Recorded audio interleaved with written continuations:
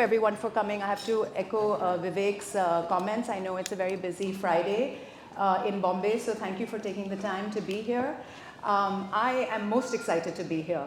When, first of all, I got off a plane from London this morning, I made it a point to be back here to talk to you, Alok, because when Vivek told me that you might be coming and I'd already started reading the reviews in the foreign press and he might be doing something at Quorum, I told him I am the person who's going to be doing this conversation. So thank you. And then I realized I was supposed to be at this conference, and I said, no, I'll change everything. So thank you for being here and making the time. Thank you. Like Vivek, I also read the book very quickly, and as you can see, I was a good student. I made lots of notes because I think this is a book that. Look, the first time you read it, you read it like it's a breeze. I mean, it's amazing. You can read it in like just one sitting. But then there's actually quite a lot to unpack in here. So you go back and you kind of unfold some of those underlayers. And hopefully we'll get to a little bit of that in this conversation this evening. So Alok, don't hold back. So I want to start by asking you, one of the reasons everyone got so excited, whether it was in India or overseas, by your book is because finance types barely write memoirs. They write business books and how to succeed, etc., etc. But you chose to write this. Why did you do that, and what was the thinking behind that? Yeah, I think the answer is probably buried in the question, which is I've never really thought of myself as a finance type, right? Confession, I don't read non-fiction at all. I certainly don't read memoirs written by senior executives. They typically tend to be boring, self-aggrandizing, probably the same reason you don't read them either, like people settling scores. I wanted to write. It was a kind of a closet ambition. If you think of writing as art, and I certainly do, it's the stupidest way to try and make a living. It's heartbreaking, really, and it just wasn't an option. I know.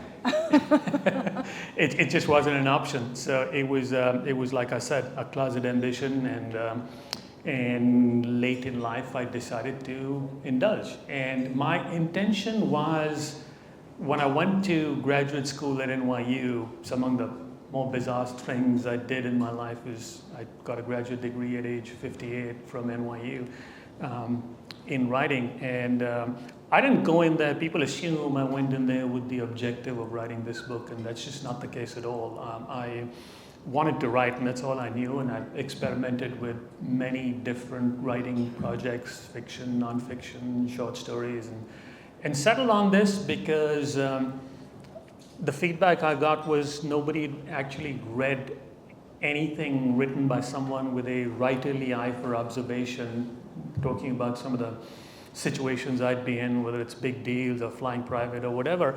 And then as I thought about, it's really boring to write a memoir. I was born in Delhi and I did this, that, blah, blah, blah. That sort of chronological thing gets very dry. This 5 or 6 year period of life, which is what this memoir is focused on, just a lot went down professionally, personally. And I kind of saw the opportunity to weave that together as a narrative, and so that it reads hopefully like if not a thriller, at least an engaging novel. So that's how this book came about. Well, I definitely think it's going to be optioned by one of those OTT platforms. But when you were writing this, I mean, was it hard to be sort of to bare your soul? I mean, these are quite private things, some of the things you've written about. Yeah. You've obviously been trained as a banker, and for 30 years that's what you did. So in a sense, that you're supposed to keep your professional and your personal quite separate, and yet you went down this path. So how difficult was that? Yeah, no, it's writing a memoir. Memoirs work only because when the reader is convinced that the narrator is credible, and for that you've got to be, and to kind of convince people of your authenticity, you've really got to lay it all out there, warts and all, right? I mean, I think people see through the BS very, very quickly, whether you're in India or New York or whatever, right?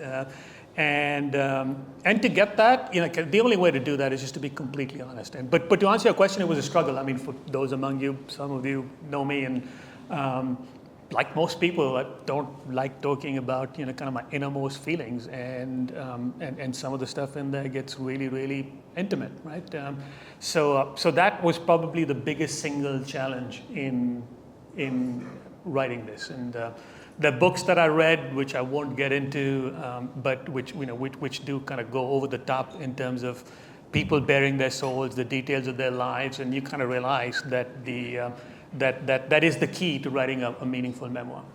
And of course, you're also your story is entwined with someone who is an icon. So did you? And we're going to get to that, of course. But you're writing about somebody who everybody wants to know about, who has obviously gotten a lot of business press. Yes. But you're writing about him from a kind of a different perspective as well. Of course, professional, but also personal. Yeah. So how did you decide, about how much to give to tell about Masa? People write about him a lot in a business context, and what I wanted to unpack more than anything is my relationship with him. I remember giving an interview with a journalist, and she described the book, which is probably an exaggeration, as a love letter to Masa. But another journalist, kind of her review started, well, not a review, but the first questions he asked me is, you seem very cynical about Wall Street and about Silicon Valley, but you seem to place Masa Son on a pedestal. And a lot of what I do in the book is unpack. He's one of a kind, and it's very difficult to explain him to people, and I'm very happy to talk about some of the things that set him apart, which I think is interesting for most people. But I really focused on my relationship and the ups and downs of my relationship with him. So this is very much my commitment to the reader is this is not like an objective biography of Masa Son. This is a comprehensive unpacking of my relationship with him as it evolves, and in the course of reading that, hopefully you learn something about me and about him in an engaging way. So for those who haven't read the book, can you tell us how you got to that point where you ended up working for Masa? Tell us a little bit about Alok Sama and how he got there. Yeah, so again, chronological, born in Delhi, ended up at the Wharton School. Kind of in many ways, my life is a series of mostly fortunate accidents. I was studying mathematics in India, grew up in the 80s. The only thing you knew was you had to get the heck out of there, right? And it was licensed Raj. What do you do, right? And had an accidental meeting with someone my father introduced me to, who he vaguely knew was a mathematician, which is what I was studying. Turned out to be a professor of statistics at the Wharton School. And from there, I spent a long time in Morgan Stanley, and one of my fun career highlights actually was setting up Morgan Stanley's business in India. That was in the mid-90s, 1984.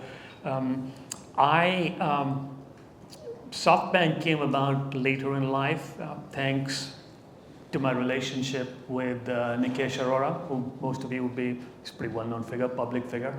He was chief business officer at Google and had joined SoftBank with a commitment from Masa that he would succeed Masa as CEO.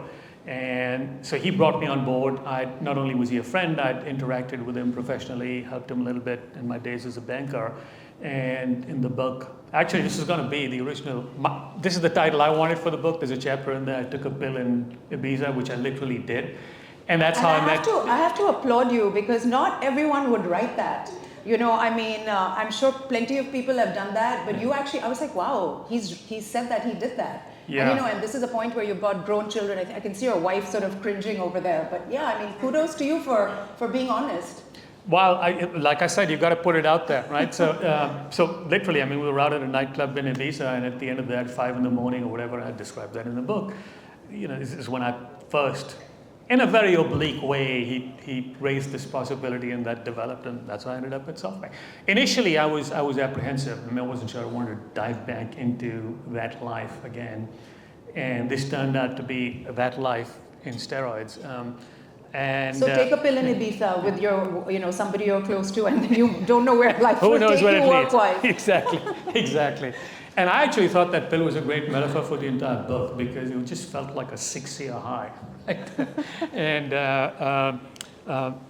But anyhow, coming back to the point I was making, so that's literally how I ended up there. Initially, I was apprehensive. I signed up as a consultant, but then I met Masa, I described my lunch with him, and started to work with him, and very quickly kind of concluded that this was a fun guy, he was a cool guy, someone I admired, and liked doing deals with, and liked hanging out with.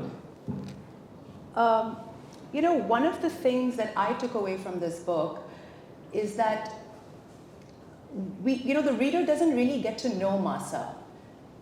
Do you feel like you got to know him? Did you just hold back? Now, it's a great question.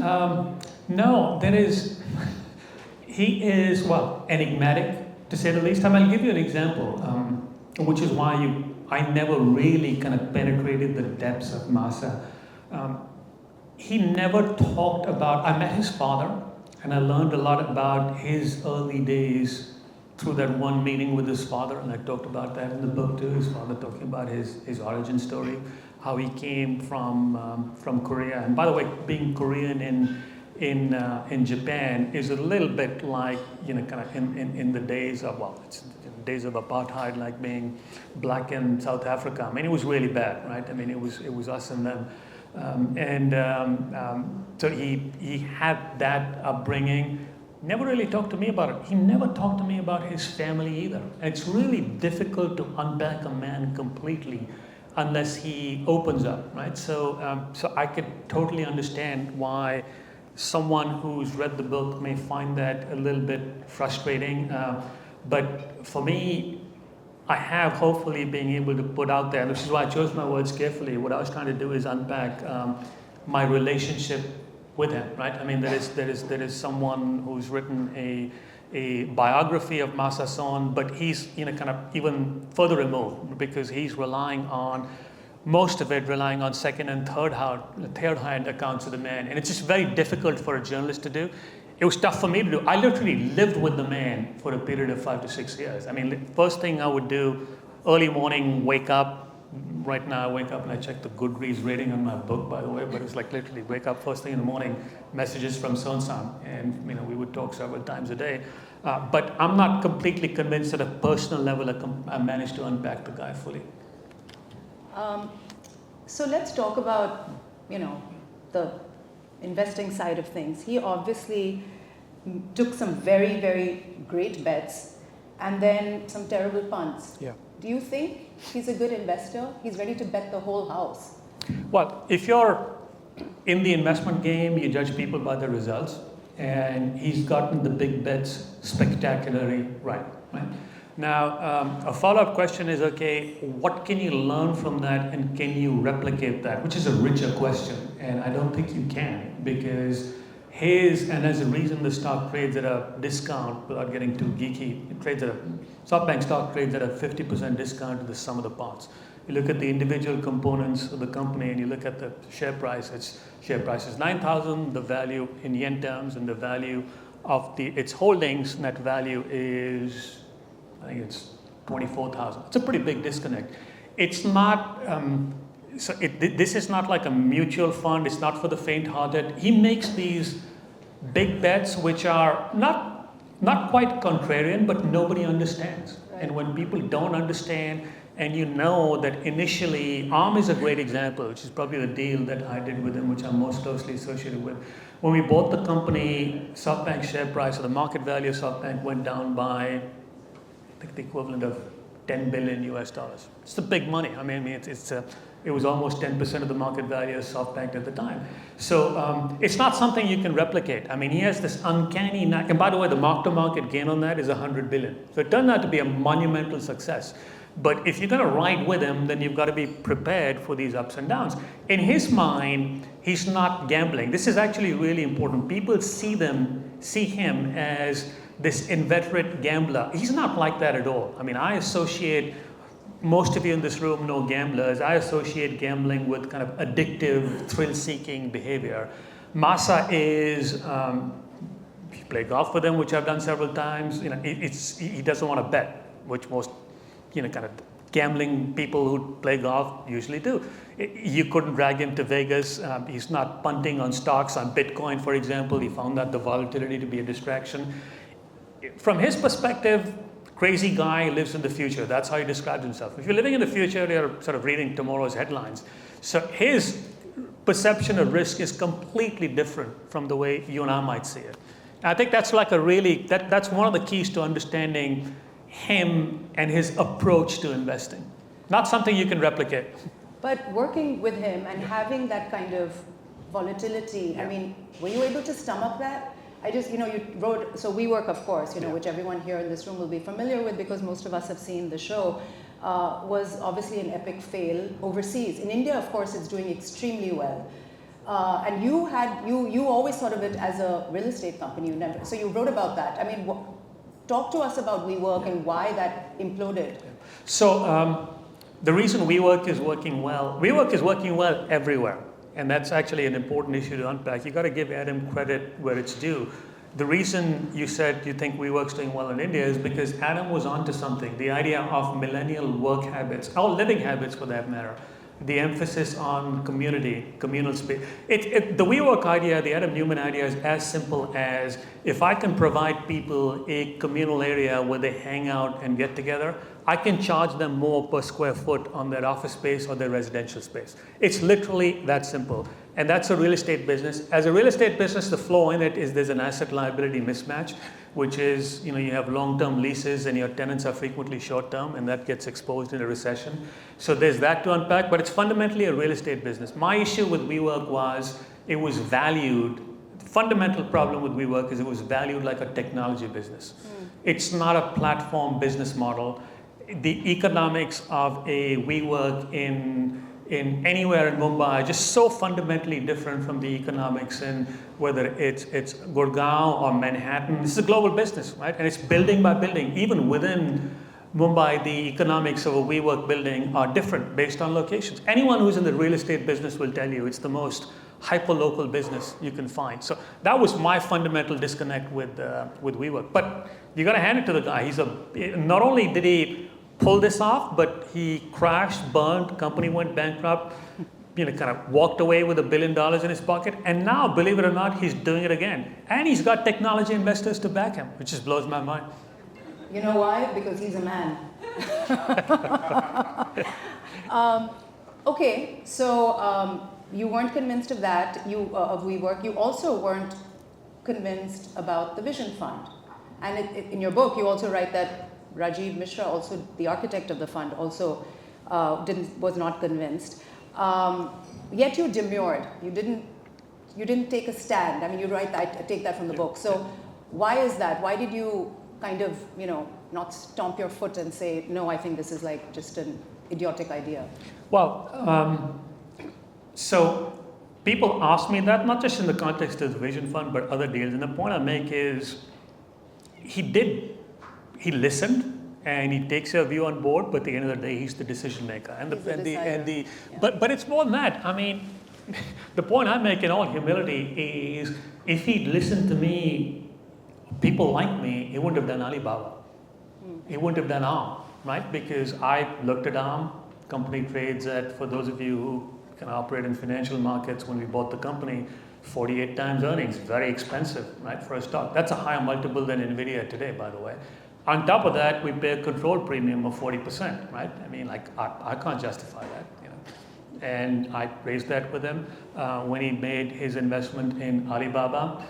All he had to go on was this one guy whose background was not as a tech entrepreneur. He was a school teacher, right? And this wasn't a guy who, his idea wasn't to create the Amazon of China. He had this very modest vision of a B2B business, connecting US and China. But Masa saw something in this guy and kind of chose him, anointed him to be the one to implement his vision of what the e-commerce business would look like. And it's not quite the Amazon. It's a kind of the Alibaba model is a cross between the Google and Amazon business model, and that's something that Masa came up with, and he pulled it off. So this is my point. I mean, you can't every time you take a stand with a guy, but you might be getting in the way of something truly spectacular like that. So all you can do is, again, in all humility, is you tell him how you feel, and then he decides what he wants to do, and he backs himself like nobody have ever seen. So in your 6 years at SoftBank, do you think under you 6. Yeah. do you think you became more of a risk taker? Did you absorb some of that? No, because like I said, you can't replicate what the guy does. I mean, he's a futurist. I mean, you can't say like, okay, I'm going to be the crazy guy who lives in the future. I mean, like, it's like you look at India. I mean, how many people would you kind of describe? That word visionary is thrown out very loosely, but I don't know, maybe Dhirubhai Ambani. I mean, like in the world of business, any ideas? Who do you say was a true visionary? I mean, it's not that many people. Right. Okay, now to the fun stuff. You wrote a lot about flying around on private jets and drinking latash, and you gave us a little, sort of a peek into that world. Yeah. But what can you share with us about this jet set lifestyle that you didn't include in the book? Well, I'll tell you one, Rajiv, you'll get a kick out of this one. So we did this one completely over-the-top indulgent thing at the French Laundry, which is, one of the most famous Michelin 3-star restaurants in the world. So Masayoshi Son drinks this wine, latash, $5,000-$6,000 a bottle. It's outrageous. The only thing he drinks, right? Which is what Vivek is serving. I assume he's decanting it, right? Vivek, you're decanting it, right? Do you have it on the menu, by the way? In the works? Anyhow, so Masa's hosting this dinner at the French Laundry, and I know what he's going to order. So I had this idea, something I had the back of my mind. I don't know if any of you have heard of this thing called the Judgment of Paris, which was this famous contest that was in Paris, where they did a head-to-head competition of French wines against California wines. So I called up the sommelier at the French Laundry, and I said, you know what? Expense no object, music to his ears. Because I know whatever I did, I'd be saving my boss money, right? He pays for this himself, by the way. He doesn't expense it to SoftBank or shareholders.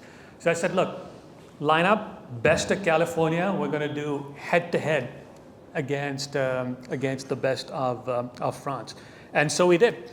And it was probably the most absurdly indulgent evening I've had in my life. And by the way, for what it's worth, blind, the bottles were all cloaked. Asked the sommelier to join us, and California won hands down. Wow. Not by the way, not California Pinot versus Burgundy. That's just everyone could tell which was which. There's just no contest. But on Cabernets, it was just California won. The cheapest wine on the menu was rated the best. So we have two morals here. One, you take a pill in Ibiza. The second is you order the cheapest wine. Okay, we're taking there you lots go. of notes. Okay, and the elephant in the room, of course, is the smear campaign. Which of course got a lot of press. It's more like a snake in the room. Yeah. Yes, well said. That got a lot of press. I think the Journal broke the story initially, and then it was picked up, etc. And yet. You touched upon it, but you didn't go into it too much, maybe libel laws in the UK, I don't know. But tell us a bit about that and how you kind of dealt with it. I did not deal with it very well. There were a couple of people in India where this sort of thing seems fairly routine in terms of spreading stories about people and filing complaints with them, FIRs or whatever. But I did not. I mean, I took it very personally. I mean, just the idea that someone was doing something that was just hate, just really hurtful. Why does someone hate me so much? What are they trying to do? The right response, of course, is nothing personal. It's just business, right? Which is what a lot of people tried to tell me. I can't. I unpack how it impacted me. And it was a very stressful, unhappy period of almost a year and a half. With hindsight, being removed from the Vision Fund was a blessing. So it turned out fine in the end. I can't point fingers because, as you rightly pointed out, for a book that's published in the US and the UK, globally, even if it's only published in India, I mean, I've been through kind of people pointing fingers at me, and it's just not appropriate unless you have proof that can stand up in a court of law. So I've steered clear of pointing fingers.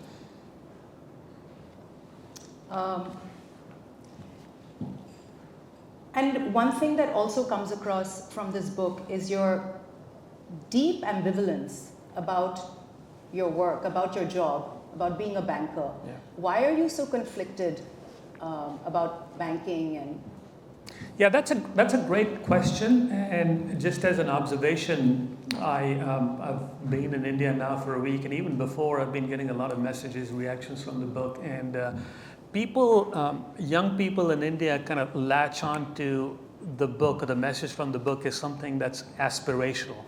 And you're absolutely right, Gayatri, to pick up as a sophisticated reader that the book is written kind of very tongue-in-cheek, ironic, I guess is the right word. It is as much, if you read the book and the way it ends in particular, the stronger message is not that it's cool to do this or fly private or whatever, but at the vacuousness of that kind of pursuit of that life. And if I'm talking about flying private, for example, or being in a Gulfstream 550, the key point I make is not only how cool it is, which it is, I felt like a rock star, but if you're in that situation, more often than not, you're thinking about the guy who has a G650, and that's like, it's just a recipe, it's a road to nowhere, right? And I see a few nodding heads, and you know exactly what I'm talking about, right? I mean, from private planes to homes, and that's just a lot of what I saw.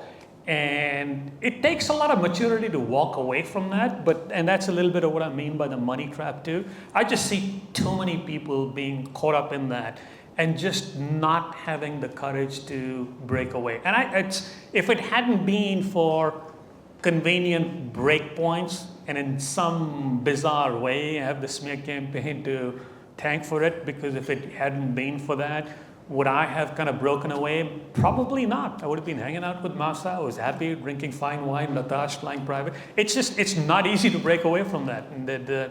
But it's not, it eats away at you at some level.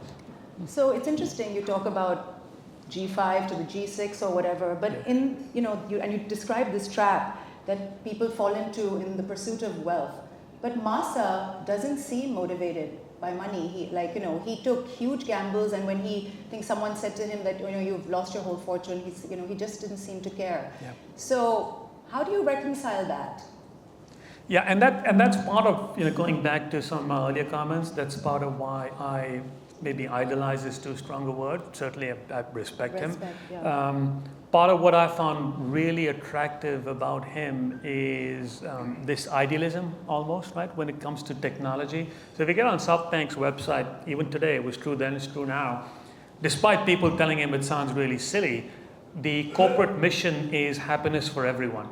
Right? I mean, it sounds like something you might read in a poster for Disneyland or something. Right? It's really cheesy, right? Yeah. In fact, it's so cheesy, he couldn't possibly be making it up. He actually means it. So the sense of like technology is a way to make people's lives better.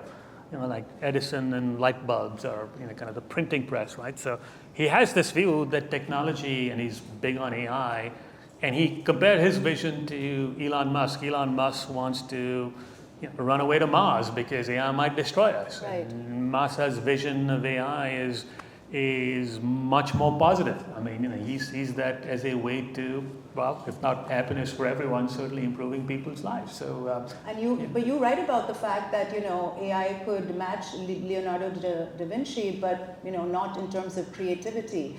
So where do you? I mean, that's a good segue into AI. Yeah. I mean, what do you think about that? Because yes, you've got this two very divergent points of view. One guy who thinks the world is going to implode and wants to kind of colonize Mars, and another who's like AI. And I think a lot of people, tech pros in Silicon Valley probably share Masa's vision on that. So I think even in the Valley, people are divided.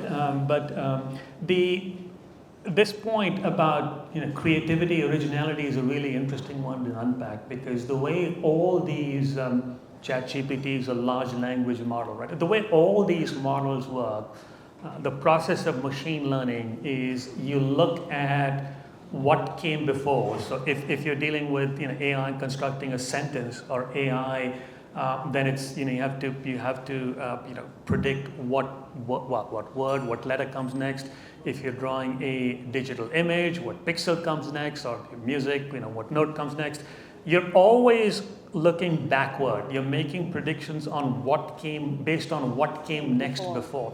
And that's a process that by definition precludes doing anything original, right? So I kind of think about that a lot, and I'm surprised most people don't talk about that. It's kind of a fairly obvious way of explaining why AI is. I don't see it replacing human creativity. It's the premium to be human in a creative way, to do something original, something different, is just higher. I think AI at an enterprise level, if you're doing repeatable tasks, call center work, even coding, for example, which is once considered a high value added kind of function, in terms of the level of education and expertise that was required, that's going to be replaced by AI. It's already happening. It's a big issue for India, by the way, in terms of what it means for business information services and the information economy generally. But that's where, from an AI is an investable proposition. To me, every company is an AI company, right? To me, you have to be incorporating AI into your business. And it's going to lead to, because it's a productivity tool, it's going to lead to margin expansion. So I think the AI investment opportunity is less about investing in OpenAI at 150 billion. It's more about identifying businesses which will be able to expand margins by implementing AI. Right. And I applaud you for this sentence, and I want you to expand upon it. You write that women are our only hope against AI. So what do you mean by that? Well, that thought, and something I believe in passionately, by the way, because I really do. I've seen it on Wall Street in a very dispassionate way. Let's just say women are less likely to be doing stupid stuff like setting honey traps and stuff. Women can be pretty vicious, but men let egos get in the way more often than women do, in my experience anyway. People have asked me, look, how come no women in my book? Well, look, I mean, this is not a work of fiction. I'm just describing the world that I saw. And I think the world that you see now is a function of the way the world was, at an entry level, at a mid-tier level. I think things are going to be radically different. But coming back to your question, I play out this theme occasionally. When I'm first meeting Nikesh, I make the point that as a banker, it's all about, if not manipulating, it's about impressing CEOs, and male CEOs, it was mostly about pandering to their egos. Women were tougher. Most women CEOs I dealt with in senior roles, they were just, kind of not that easy to impress. You needed genuine insights. So I think that women are, in my experience, less susceptible to, biologically, kind of have their judgment impeded by testosterone, and that's a very, very good thing. That remark was made in the context of Elon Musk challenging, literally, if you can believe, as idiotic as it sounds, on Twitter, he challenged Mark Zuckerberg to a dick measuring contest. I mean, this guy is the most powerful businessman in the world and now in the government. I mean, just think about that. Right? Well, I mean, to follow up on that, there aren't really any women in this book, except maybe, the stewardess who's serving you on the Viper. Well, there's my wife. Yes, of course, Maya is there. But, that was a little sad. It's quite an indictment of both banking and tech that you just don't see women. It is on a hopeful note, it is backward looking. I really do, in my experience, I have mentoring relationships with women in their 30s, 40s, and I honestly believe, and they get it too, by the way. It's not as if they're complaining about, being female is getting in the way. I get that the female card is something you can play. So, I mean, if two women are up for partner at Warburg Pincus, I can tell you, I'm a senior advisor to Warburg Pincus. In a tie, assuming they're equally competent, the woman will get the nod. And that's healthy. The pendulum's being so far in the other direction, that's the only way it gets fixed. So I think the world, if someone was writing this type of memoir, 10 years down the road, I think the players would be, from a gender perspective, very different. We have time, right, Vivek? Sure. Okay, so I actually want to take this opportunity to have you read something. My question is around whether you still fundamentally mistrust people, but I would like Alok to read from, I'm going to reference this graph, because then you'll get the why I've asked this question, because I thought this graph was quite interesting, what you wrote. So on page 21, if you could just read from this to the end.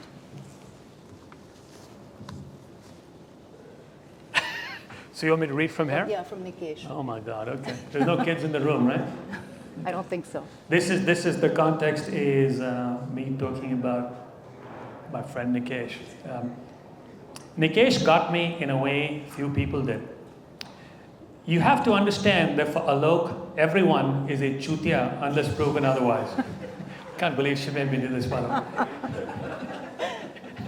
He once said among a group of friends, so this is on his 40th birthday, and he made a comment about everyone, and this was his way of introducing me. And then, since this book is for an international audience, I have to explain what a chutia means. A chutia is a mildly derogatory Hindi insult, not nearly as offensive as a literal translation might suggest. Do you agree with that?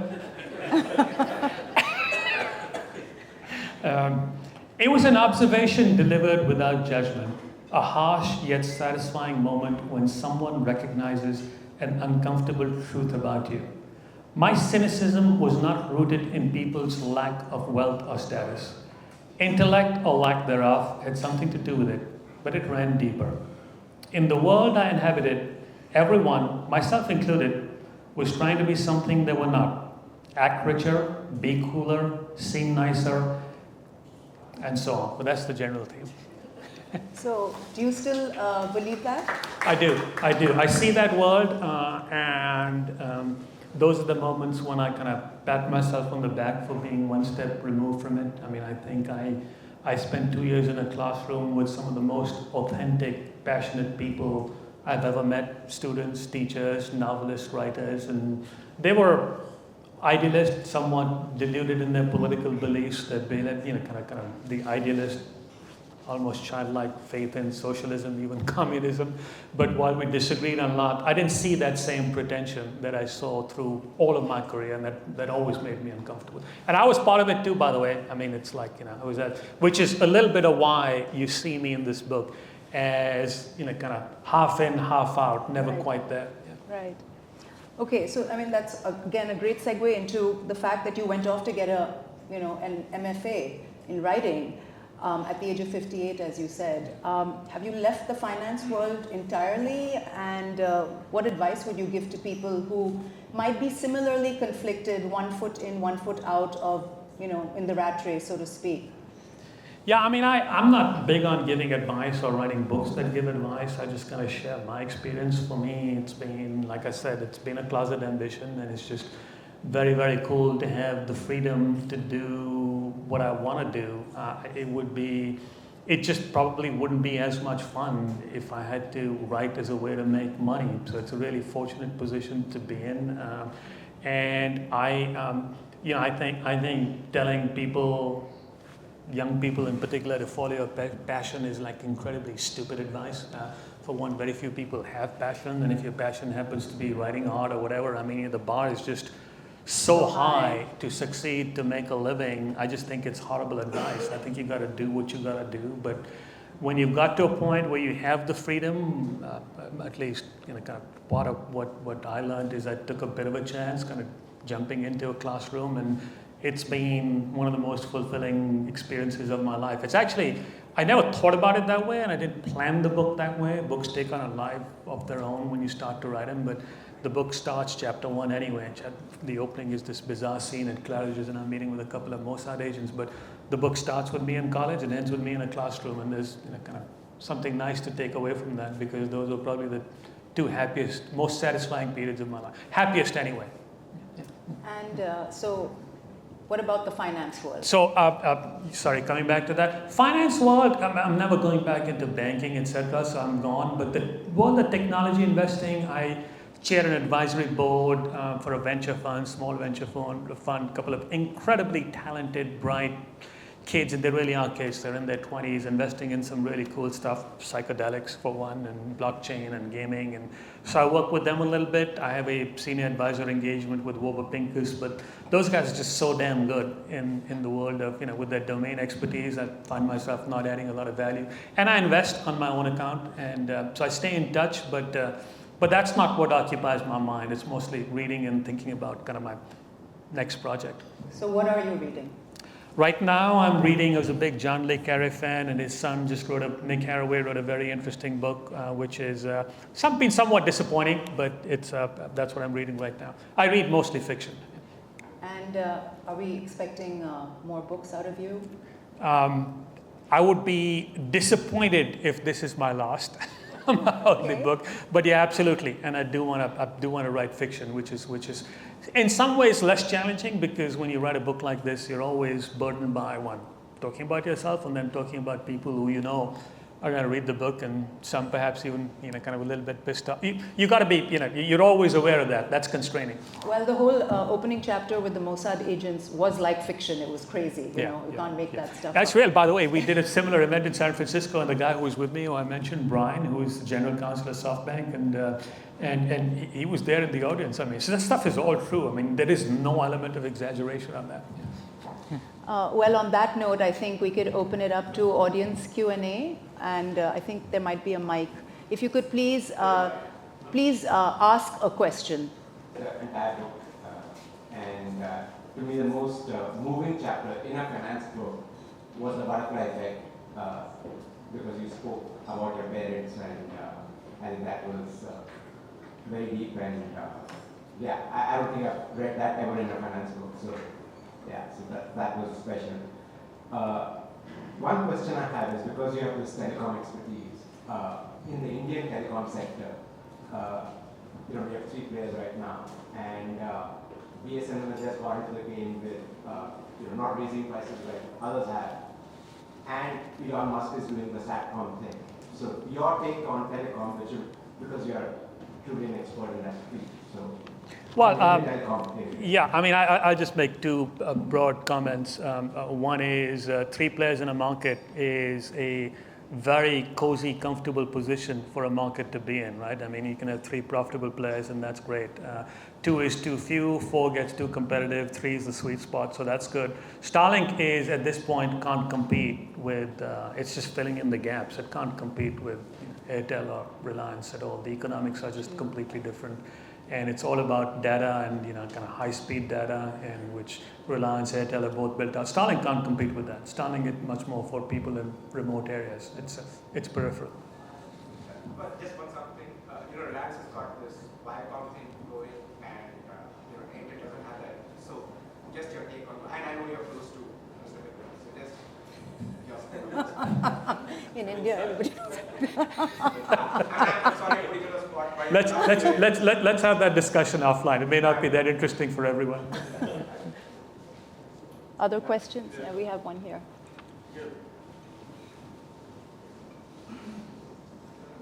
Super book, I loved it. Thank you. As I told you, I read it all last weekend, and very, very interesting to read. Quick question. Stupid, smart, crazy. The 3 segmentation pieces of Masa's definition of all of humankind. Throw some light on that and his interpretation of what he thought about these people. Well, his mind is actually incredibly straightforward. But what he means by stupid is exactly what you mean by stupid, except that he's a by the way, his power to process is incredible. I mean, whether it's numbers, analytics, whatever. So when he's saying stupid, it's like, you're slow, and he would just say that to people. Wonderful incident, by the way. This comes back to Masa and and women in Japanese society. This is like, if I may digress, it's a pretty cool story. So we're in this meeting with the executive team of Yahoo Japan, Masayoshi Son. And he's trying to come to grips with the unit economics of something that Yahoo Japan is trying to do. And he's getting very frustrated with their management team. And then, this is like in a room that's almost this size. Somewhere back there's only one woman in this room, right? And I remember her, she's, she's tall, slender, very demure, didn't say anything. Very gingerly, she raised her hand. And Masa summoned her, and she said a few things. And he immediately said, come up. And she started to magically just scribble on the backboard. And he's looking at her now. And he looks at her, just nods his head. And then he tells his entire management team. He says, you, stupid. Stupid. She's smart. She's the only one who's smart. Right? So literally, when he says smart, stupid, that is how he thinks. Like, how you process do you understand what's going on? Can you explain what's going on? And if you asked him what Alok's title was, he wouldn't know. Just as in this situation, he doesn't care whether she's male, female, Indian. By the way, that smart, stupid thing, we can all pat ourselves in the back. He seems to have, since he wants smart people, he seems to have a disproportionate number of Indians, right? But that's literally how he thinks. Crazy for him is this idea of living in the future. Someone who just is a founder who has this crazy factor, who's just thinking out of the box completely. Adam Newman, right? Exactly. Now that one was a mistake. Adam was a little bit too crazy, but yes, that's exactly right. People like Adam Newman who are thinking, just thinking on a cosmic scale. That's what he means by crazy. Yeah. I look.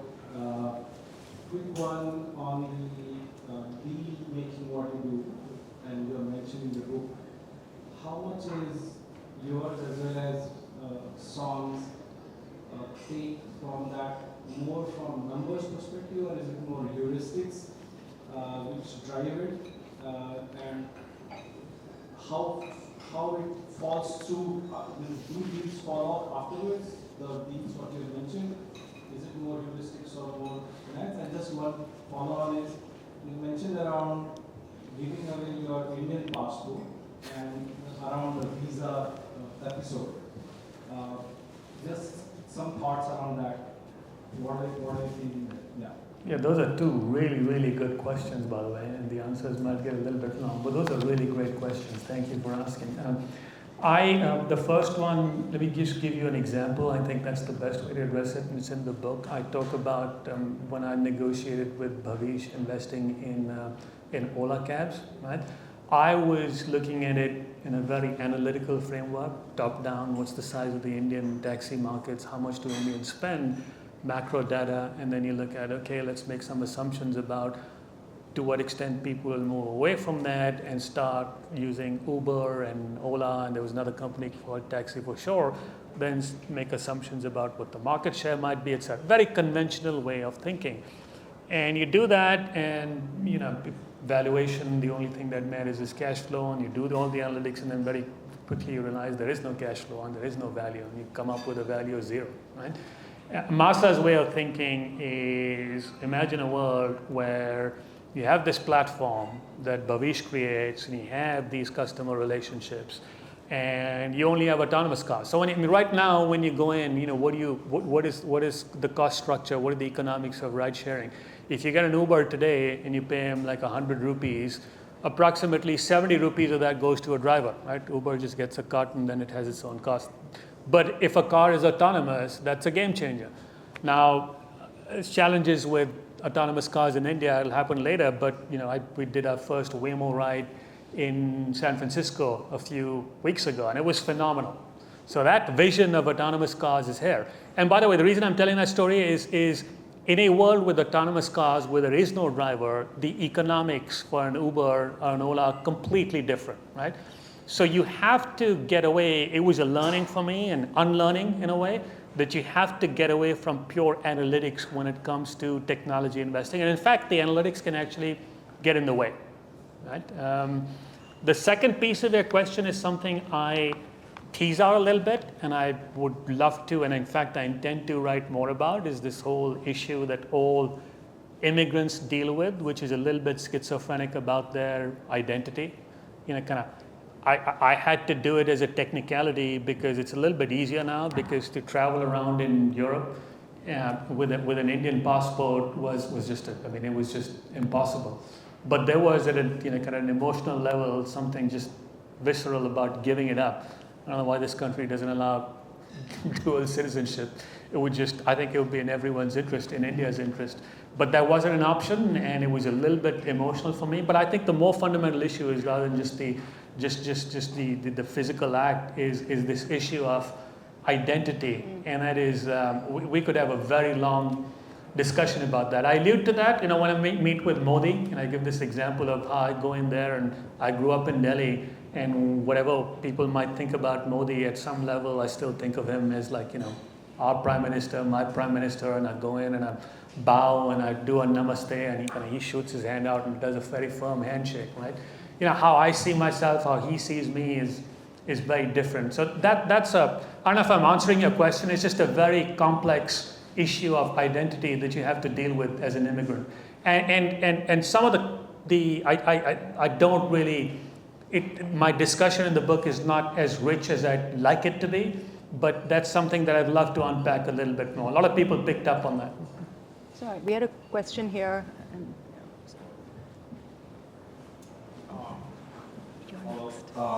Thank you, great book. I brought it down last year, so one of the best books around this year. Just want to follow up on that question about the passport and stuff like that. Did you guys ever discuss at SoftBank that this is going to be Asia's century, and this is, or is it not going to be?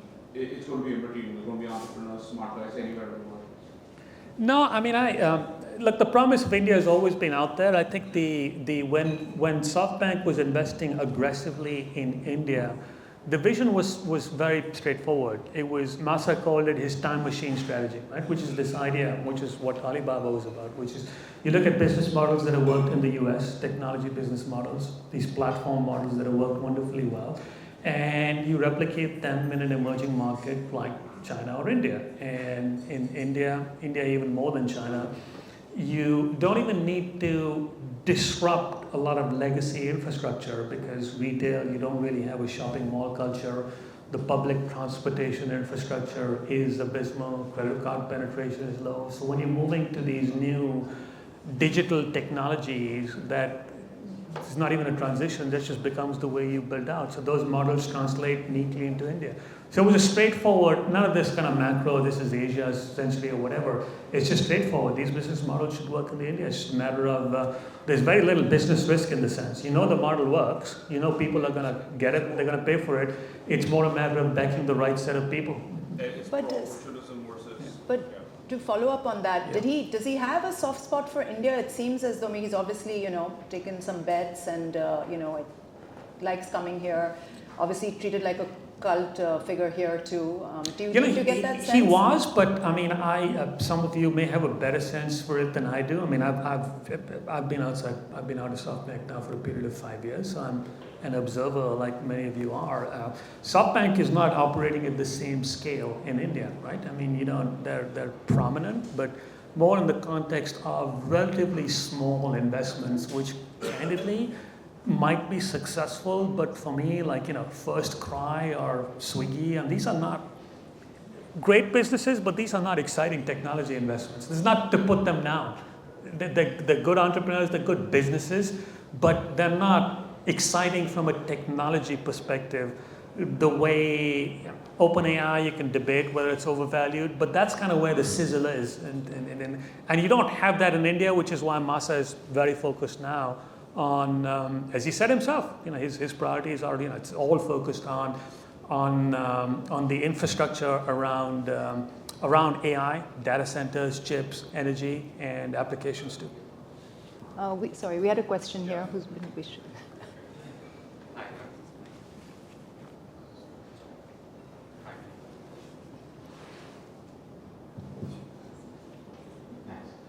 First of all, congratulations on the book.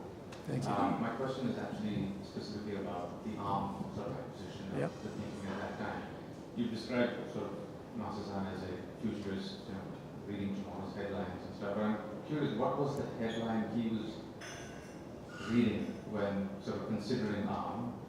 Because for a lot of people in the telecom world at the time, it came as a surprise, perhaps, and probably didn't compute for several people. But Yeah. what was the headline he was reading? And if I may, I'm curious, did you agree with him at the time? What he was very focused on, I think when we bought the company, the number of devices, ARM-enabled devices, might have been, I think it was 17 billion. It's a ridiculous number, but there were a lot of them. But his math was, his charts were like 1 trillion, 2 trillion. And then on top of that, he had this idea, and this is the telecom entrepreneur in him, because he owned 2 phone companies at the time, is that not only are those devices going to be, he had this idea of the Internet of Things. That was his vision. So you're going to have devices with ARM chips, and we're going to make devices with embedded connectivity.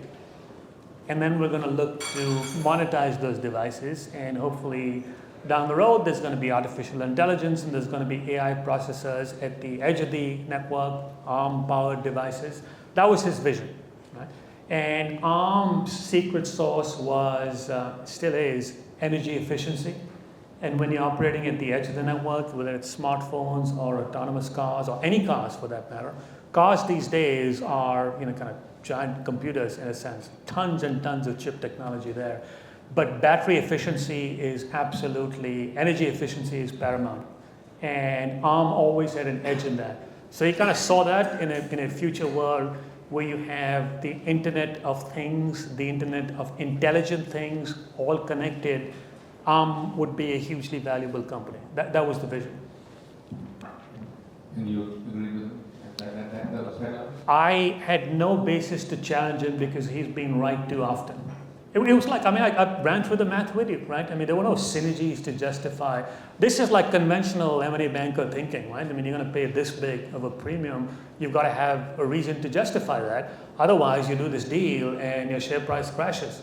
No CEO, just think about it, no CEO in the Western world would have had the courage and the conviction.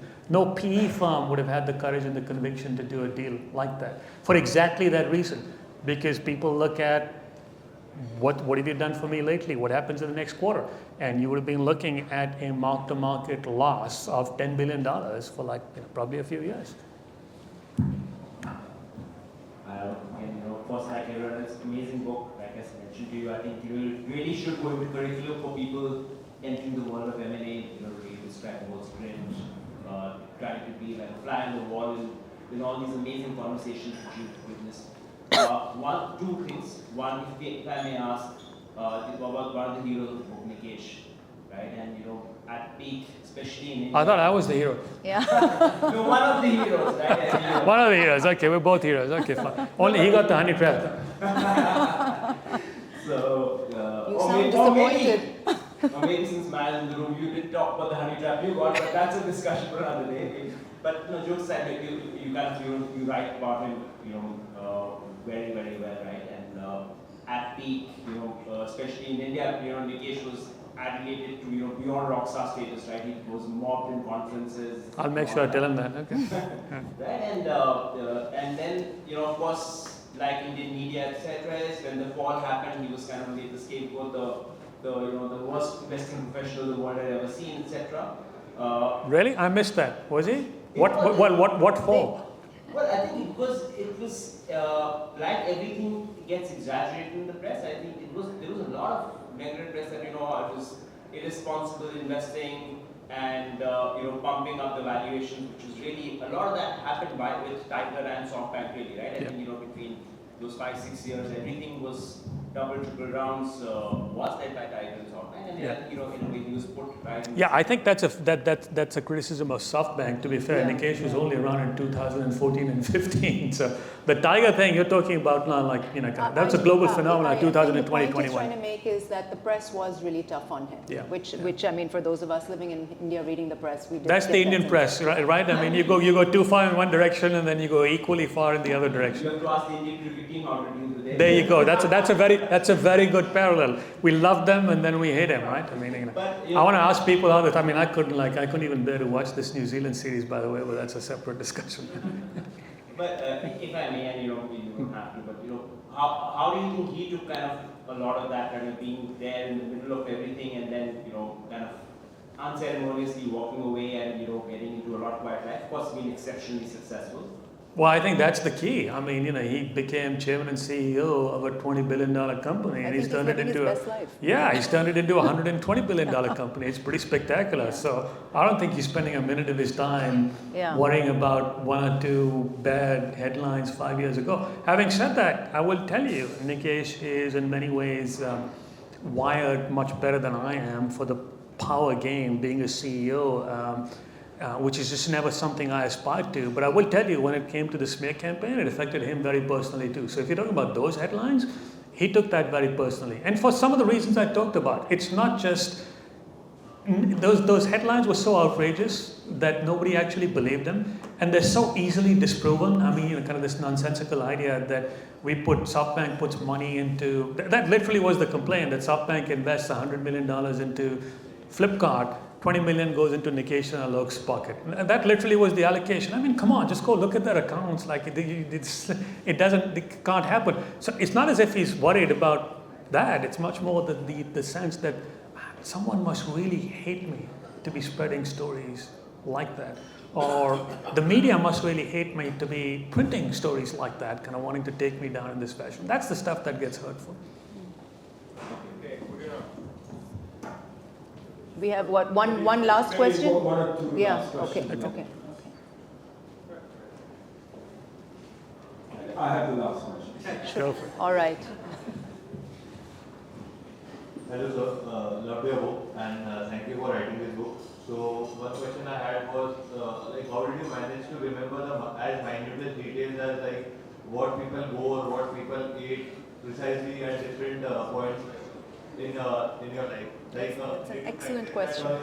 Memory consciously or it's just a gifted memory? Did you keep a diary? No, I did not keep a diary, and a lot of people have asked me that question. So I'll make 2 points. One is, I like I said, it's probably the third or fourth time I've said it. I had this closet ambition to be a writer, and what that means, and I'm now hung out with writers, and it's incredible how much we have in common, is that every time you're in a room or in a place, you're observing and you're noting in your mind, and sometimes just making a note, not with the intention of keeping a diary, about what's going on, interesting, quirky things that you make a note of, and they're either stored away in your memory or you make a note of it. So, for example, that 27th floor is an example, right? I mean, things like that just like stick in my mind. I'm riding in a kind of small car that had been arranged for me to go from one place to another, and I'm kind of wondering, why the driver has this bizarre sticker in Go World that said candor. I mean, I just literally, I'm trying to figure out what does this mean to him, and I asked him, and he said he took the sticker off a box of Diwali mithai, and I was like, okay, but what is that? That still doesn't explain it, right? So it's just the way, if aspiring writers or writers think, that you look around, you observe, and it's a really fundamental skill, because I think part of the craft of writing is you have to make a reader feel that he's there in the room with you, and you have to make it experiential, which means like your sense of touch, your sense of smell, what you see, what you feel. You've got to get all of those ingredients down, which is what I try to do as often as I can. And by the way, if there were gaps in my knowledge, frequently I'd go back and ask people, or there's so much information available these days, you could rely on secondhand descriptions to fill up some of the gaps, to jog your memory a little bit. Thank you. I think. One last minute. Okay. Go ahead. Hi, Alok Sama. As soon as I saw the book and I noticed that you had written it, I felt I must instantly pick it up. I'm a former banker turned tech founder, but when I was actually reading your book, the part it was also raised before was about the citizenship. And having lived in the UK for a long time, when I gave it up, I sensed it, in such a way. But I feel like I'm now a reverse immigrant. I've come back to the country after living abroad for many years. Do you think that you ever will come back, and may that, change your emotion about that sacrifice you did? Maybe we should be asking Maya that question. Well, I'll answer on behalf of both of us, because I think we're aligned on this. I mean, I carry a UK passport, and we kind of think of London as our primary home, but a little bit of what we both love about London is sort of in between. Kids are in New York, and still have both my brothers, some closest friends. Maya's family are all in India, and it's a privilege. We divide our time between New York, London, and for me, Bombay is still a bit of a foreign country. I have to say, nothing personal, because I just grew up in Delhi. So for me, it is it's New York, London, and a healthy dose of Delhi. We're going to ask the last question, the lighter one. Any anecdotes of Rasa on the golf course? Yeah, I mean, he was, I tell this story, the bizarre experiences. It's sort of a little bit off the golf course, but related to the golf game, and I describe this in the book. We play golf. It's very gracious of Nikesh. He lets me be Masa's partner. It's the first time I played with him. And we play with the chairman, vice chairman of Mizuho. But the most interesting part of that anecdote is after the round of golf, we also had, by the way, a bottle of Latash in between nines with some very greasy Chinese food. Nice. It's truly bizarre, right? but a total waste, right? I mean, come on, right? In between nines. I mean, and then we end up in this bizarre room, and like, I don't know if you guys are like me, it's like a Indian thing. We're not really comfortable in our nudity, right? Yeah. But the Japanese guy is like, kind of, it's for people who are very reserved. These guys hang around butt naked, sitting on these little stools. And the stools were literally like 1 foot high, and they've got these handheld showers, and they're like, this and this, and like chatting in a matter-of-fact fashion. It was just a truly, truly surreal experience. Which is like, and having conversations. I mean, I'm like having a chat with chairman of Mizuho, where he's hanging there with a little hand towel, washing himself. It's like a truly surreal experience. Listen, thank you very much, guys. Thank you. I don't know if you say a few closing words, but Yeah, no, I just want to say thank you to a great audience and of course Alok. Thank you to you. Thank you. This is fun.